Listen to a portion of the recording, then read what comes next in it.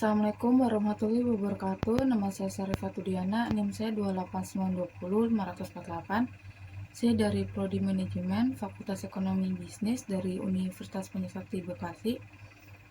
Di sini saya akan menjelaskan materi dari mata perkuliahan Manajemen Logistik untuk memenuhi ujian akhir semester dari dosen pengampu saya, Bu Winak Sarikusmaning Tias, SIP.SE.MM.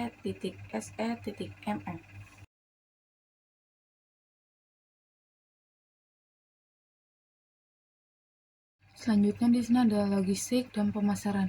Aktivitas logistik meliputi penentuan lokasi, transportasi, persediaan, komunikasi, dan penanganan serta penyimpanan material. Semua aktivitas tersebut diperlukan sering dengan adanya kegiatan yang bersifat komersial. Selanjutnya di sini ada pemasaran berfungsi untuk bertanggung jawab monitor permintaan pelanggan sekarang dan yang akan datang dan memproyeksikan kebutuhan produk di masa yang akan datang. Sedangkan manajemen material membantu untuk mengembangkan customer service yang baik. Selanjutnya di sini ada sumber informasi utama pemasaran, yaitu untuk manajemen material adalah data peramalan penjualan.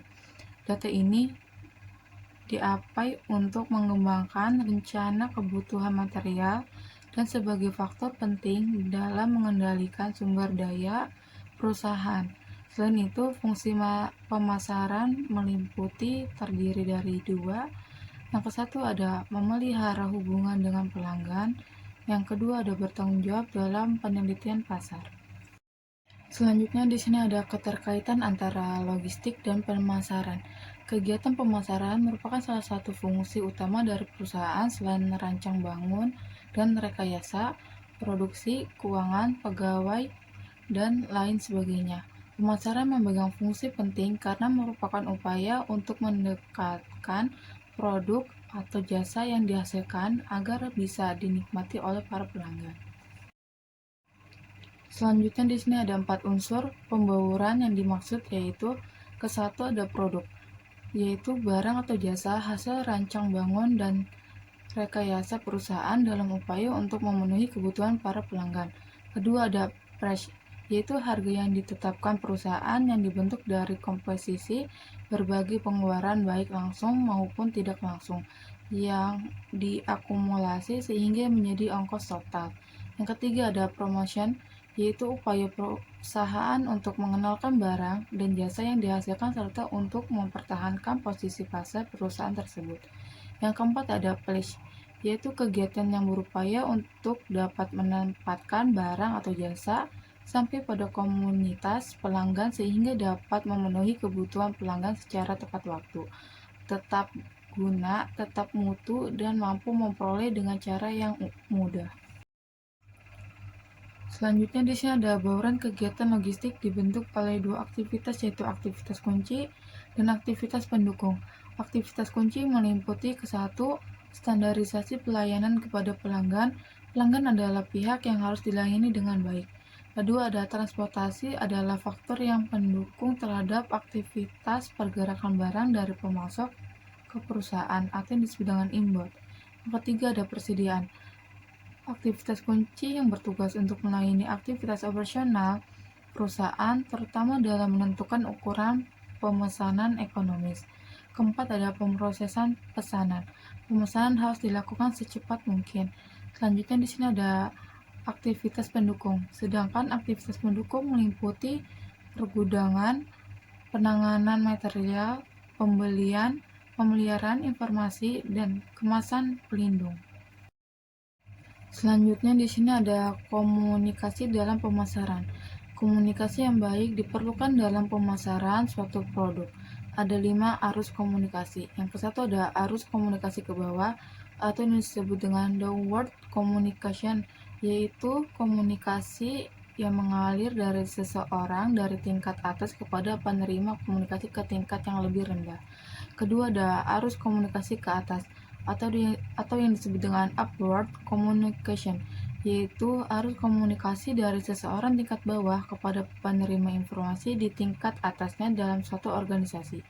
Ketiga ada komunikasi horizontal atau yang disebut dengan horizontal communication, yaitu komunikasi yang mengalir dari individu ke individu lain yang selevel tingkatannya. Keempat, ada komunikasi diagonal atau disebut dengan cross-winners communication, yaitu komunikasi menggunakan saluran lain apabila tidak berfungsinya atau tidak mempunyai suatu saluran komunikasi yang ada. Kelima, ada komunikasi melingkar atau disebut dengan circular communication, yaitu komunikasi yang mengalir di seluruh aliran komunikasi yang ada. Jalur komunikasi ini menggunakan semua jalur yang ada atau semua alur komunikasi yang ada. Selanjutnya di sini ada pengaruh logistik dalam strategi pertumbuhan korporat.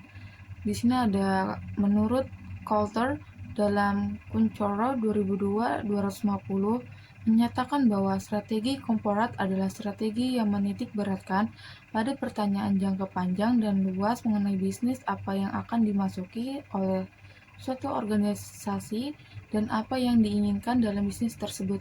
Sedangkan menurut Colin dan Matt Corey tahun 1998/5 mendefinisikan strategi korporat adalah suatu cara bagaimana perusahaan menciptakan nilai melalui figurasi dan koordinasi dari aktivitas multipasarnya. Di sini ada arah strategi korporat terdiri dari 3. Yang ke-1 ada strategi pertumbuhan atau yang disebut dengan growth strategi.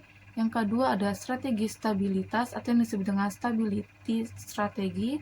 Yang ketiga ada strategi pembaharuan atau yang disebut dengan renewal strategi. Selanjutnya di sini ada bab perilaku organisasi dalam logistik. Yang pertama di sini ada desain organisasi. Ada 2 model penerapan manajemen logistik dalam suatu perusahaan, yaitu penerapan manajemen logistik sentralisasi dan penerapan manajemen logistik desentralisasi. Penerapan manajemen logistik untuk sentralisasi atau desentralisasi dilakukan dengan mempertimbangkan A. Manajemen logistik bersifat sentralisasi. Sentralisasi dalam struktur organisasi menggambarkan apakah seseorang pemimpin akan memberikan wewenang atau tidak. Yang kedua ada manajemen logistik desentralisasi. Dapat dilakukan apabila dalam suatu organisasi mempunyai beberapa bagian organisasi yang lebih kecil. Yang ketiga ada manajemen logistik gabungan, yaitu manajemen gabungan. Sistem ini mengkombinasikan antara penerapan manajemen logistik sistem sentralisasi dengan sistem desentralisasi. Selanjutnya di sini ada sistem desentralisasi mempunyai 4 macam konsekuensi di dalam pelaksanaan organisasinya. Ke-1 ada jika terjadi suatu pekerjaan yang mempunyai spesialisasi tinggi, maka sedikit sekali kebebasan untuk bertindak yang dimiliki pelaksanaan pekerjaan. Kedua, pendelegasian wewenang yang besar akan mengharuskan adanya pengendalian yang kuat. Yang ketiga, sering terjadi adanya departemen fungsional yang terdiri dari beberapa pekerja yang sangat mirip satu dengan yang lainnya. Keempat, ada pengendalian yang luas, tidak memungkinkan terjadinya supervisi untuk masing-masing pekerjaan.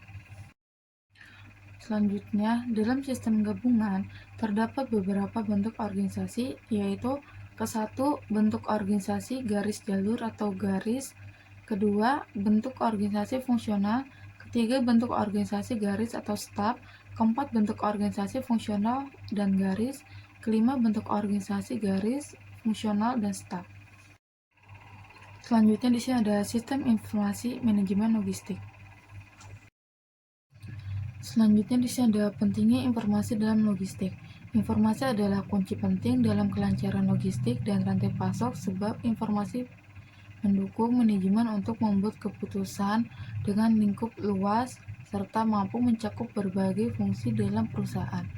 Informasi diperlukan tidak hanya untuk keperluan individu perusahaan, melainkan harus menjangkau lingkup yang luas. Untuk mencapai lingkungan global tersebut, informasi dibagi menjadi komponen dasar dan disesuaikan dengan langkah-langkah rantai pasok terdiri dari 4. Ke-1 ada informasi pemasok, kedua informasi manufaktur, ketiga ada informasi distribusi dan rental, keempat ada informasi permintaan. Selanjutnya di sini ada fungsi sistem informasi. Menurut Kopra dan Medel, 2013 menyatakan bahwa penggunaan sistem teknologi informasi untuk menangkap dan menganalisis informasi memiliki dampak nyata terhadap kinerja perusahaan. Kemampuan dan menganalisis informasi untuk memacu pengambilan keputusan adalah sebuah kunci sukses logistik. Dan untuk mendukung keputusan rantai pasok yang efektif, informasi harus memiliki beberapa karakteristik berikut.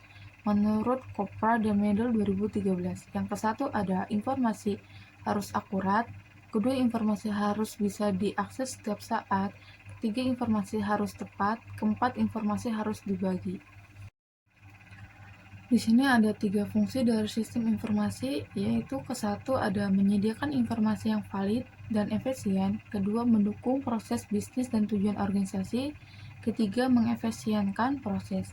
Selanjutnya di sini ada informasi yang digunakan ketika membuat berbagai keputusan tentang pemicu rantai pasok, seperti berikut. Ke-1 ada fasilitas, kedua persediaan, ketiga transportasi, keempat ada pencarian sumber, kelima penentuan harga dan manajemen pendapatan. Selanjutnya di sini ada kerangka kerja teknologi informasi rantai pasok. Sistem TIA digunakan untuk transaksi data dalam rangka memperbaiki kinerja rantai pasok secara proaktif. Sistem TI dikembangkan untuk melakukan analisis sehingga mampu memutuskan untuk membuka pusat-pusat distribusi baru dan menentukan kebijakan stok item-item pada pusat distribusi tersebut. Selanjutnya di sini ada manajemen hubungan pelanggan. Di sini ada CRM adalah sebuah sistem informasi terpadu yang berguna untuk melakukan fungsi manajemen yang terdiri dari kegiatan, perencanaan, penjadwalan, dan pengendalian aktivitas pra-penjualan dan pasca penjualan dalam organisasi bisnis. Di sini ada proses-proses kunci CRM adalah satu ada pemasaran, kedua menjual, ketiga manajemen pemasaran, keempat panggilan atau pusat layanan. Yang selanjutnya di sini ada bab perencanaan dan isu logistik. Selanjutnya di sini ada manajemen risiko. Manajemen risiko adalah metode sistematis dalam mengidentifikasi, menganalisis, memperlakukan, dan memonitor risiko yang terlibat dalam proses sebuah organisasi atau perusahaan. Di sini ada contoh risiko yang berpotensi menghambat kelancaran proses logistik. Risiko keterlambatan pemasokan bahan mentah atau disebut dengan source ke pabrik atau disebut dengan mix, atau risiko kualitas pasokan bahan mentah yang tidak sesuai dengan harapan pabrik. Selanjutnya di sini ada beberapa penyebab utama tingginya biaya logistik yang diakibatkan oleh sistem transportasi yang buruk. Yang ke-1 ada biaya logistik di pelabuhan tinggi, kedua ada backhaul buruk, ketiga ada banyaknya intermediasi seperti perantara, agen, maklar, dan sebagainya. Selanjutnya di sini ada pengertian tol laut. Tol laut adalah konsep meningkatkan konektivitas seluruh Indonesia melalui jalur laut yang efektif, berupa kapal yang berlayar secara rutin dari jadwal dari barat sampai ke timur Indonesia, dan kembali dari timur ke barat Indonesia. Langkah-langkah strategis yang mendukung tol laut Indonesia terdiri dari 3. Ke-1 ada memperbaiki kinerja pelabuhan, memperbarui pelaratan, dan mengefisienkan birokrasi. Kedua ada memperbaiki backhaul dengan pemerataan pembangunan industri di Indonesia Timur sehingga mengandalkan barang yang harus dikirim dari timur ke barat Indonesia. Ketiga ada mengurangi pihak perantara atau disebut dengan disintermediasi dengan menghilangkan perantara yang tidak memberikan nilai tambah. Selanjutnya di sini ada perbaikan kinerja pelabuhan. Perencanaan pelabuhan meliputi beberapa langkah, yaitu sebagai berikut. Ke-1 ada perencanaan yang matang akan mendukung rencana jangka panjang pelabuhan, termasuk strategi bersaing di tingkat regional dan internasional. Kedua ada menyediakan lahan dan fasilitas yang cukup menampung barang untuk kebutuhan di masa kini dan perkiraan kebutuhan masa depan. Ketiga ada meningkatkan kapasitas roda transportasi dari pelabuhan menuju konsumen. Selanjutnya, keempat, merangkul pihak swasta untuk berpartisipasi dalam mengelola fasilitas pelabuhan, seperti menyediakan air bersih, pembangkit listrik, dan yang terakhir, pengelolaan gedung. Yang kelima, ada tanggung jawab.